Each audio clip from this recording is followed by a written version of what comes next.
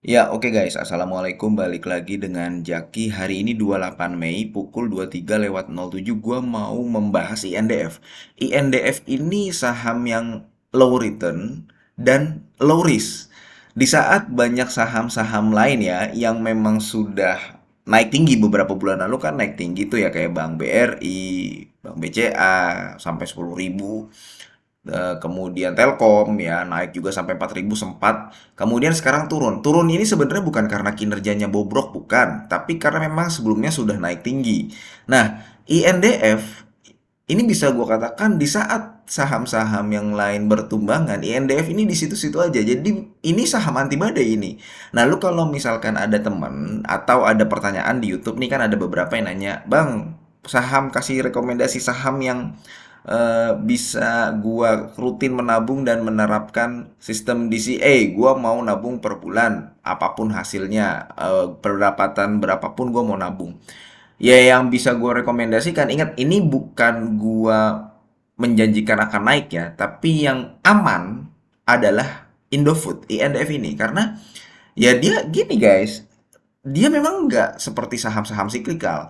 Dia nggak naik tinggi, nggak bisa memberikan multi bagger gitu ya. Cuman risknya sangat terbatas. Nah, Indofood ini karena dia adalah induknya, dia memang punya banyak cerita. Dia punya ICBP sebagai anaknya, punya LSIP. LSIP dimiliki oleh kalau gua nggak salah SIMP juga. Jadi ada banyak drama karena dia terlalu besar Indofood ya, saking besarnya dia banyak dramanya. Ada kenaikan harga gandum, dia terpengaruh. Kemudian ada kerugian karena penurunan nilai investasi. Tahun 2023 kemarin ya, itu labanya sempat drop, baik ICBP sempat minus terutama di akhir-akhir periode 2023, yaitu karena ada penurunan nilai investasi di mana itu dipengaruhi dari bisnisnya ICBP dan INDF, bisnis afiliasinya yang di Nigeria ketika harga atau mata uang Nigeria itu turun. Itu juga mempengaruhi. Kemudian di tahun 2024 ini ada juga kerugian selisih kurs. Biasanya akan muncul kerugian selisih kurs.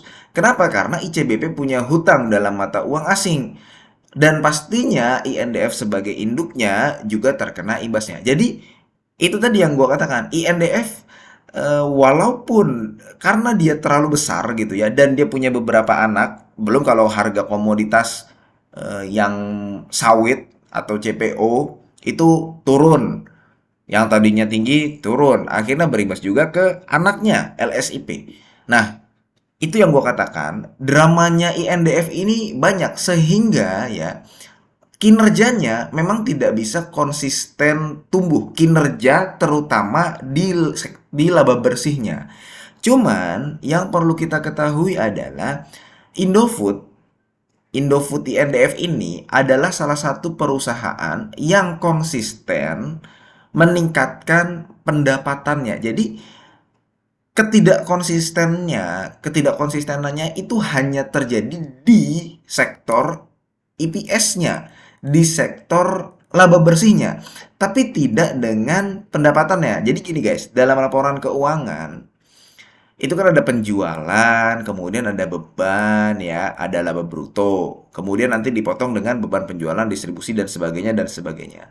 Nah, INDF itu tidak konsistennya hanya di bagian sini nih, di bagian laba bersih, dan tentu saja ini memang berimbas terhadap EPS.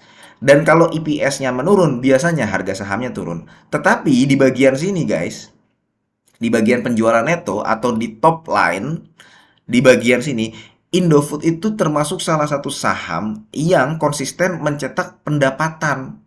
Pendapatannya terus bertumbuh dalam tahun ke tahun.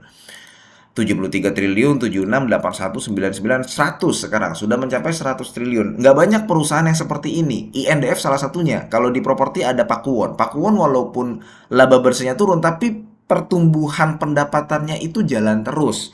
Kemudian ada Japfa. Japfa juga seperti itu. Nggak banyak. Nah, INDF salah satunya.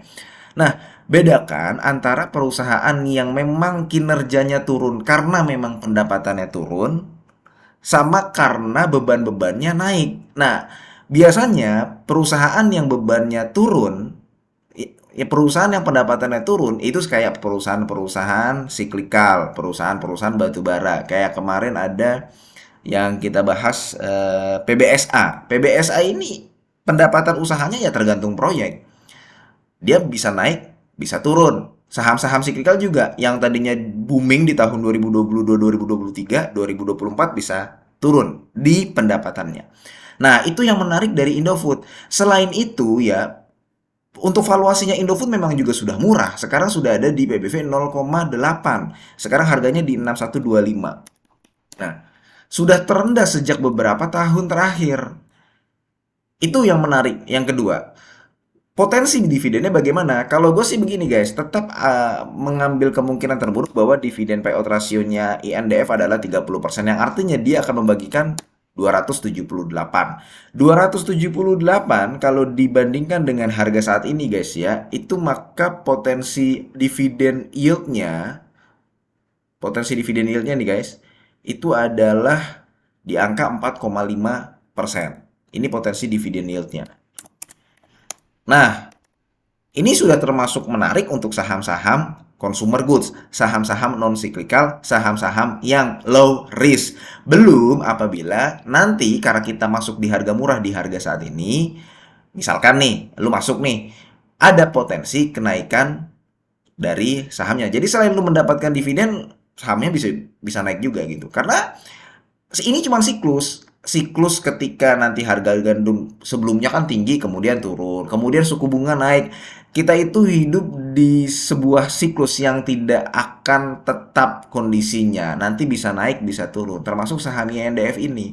Dan kalau misalkan sahamnya sedang terpuruk begini ya, gue termasuk orang yang berpendapat bahwa INDF ini layak untuk dibeli.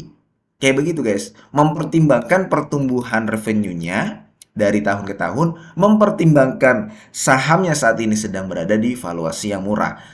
Seperti itu guys. Oke, mudah-mudahan video ini bermanfaat dan semoga lu sehat selalu sehingga kita bisa bertemu kembali di video-video selanjutnya. Ini bukan ajakan jual beli ya guys. Gua akhiri, wassalamualaikum warahmatullahi wabarakatuh.